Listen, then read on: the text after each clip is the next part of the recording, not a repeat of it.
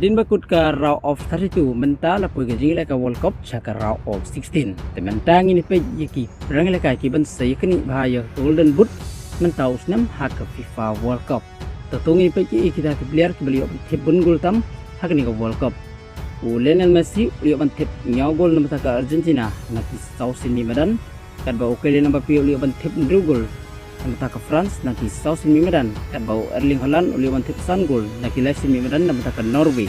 kat bau Harry Kane uli ban tip san gol namata ka England naki South Medan kat bau Ismail Sarr uli ban tip sa gol namata ka Senegal naki South Medan warada ka region kalau sa eliminate no nagani ka World Cup tang naka round of 32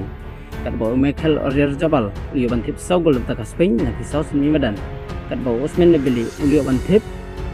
Saugol namata ka France naki South Medan lengkap baru Vinicius Junior South Medan namata ka Brazil uyo bantip Saugol tementang ini pitch sa kitab assist hakani ka World Cup o Michael Olise uyo banbu Santa Liga assist namata ka France naki South Medan bau Bruno Guimaraes uyo banbu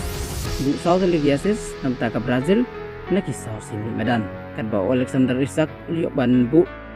Lately guesses na ka Sweden wala ka region kalau siya eliminate no nagani ka World Cup tang naka round of 32 rengkat baru Florian Wirtz ulio banbu lately guesses na ka Germany ka Germany kalau siya eliminate no nagani ka World Cup tang naka round of 32 kan ba Martin Odegaard urang ka Norway ulio banbu lately guesses rengkat baru Roberto Alvaro urang ka Mexico ulio banbu lately guesses nang ka Mexico gini kita kirang ilakai di top scorer bat di top assist dengan rapat gitu kita mai siapa subscribe juga ke channel ke bat mai jonga apin ai kita kesan bang ini ki ulang para pasti kobles bonet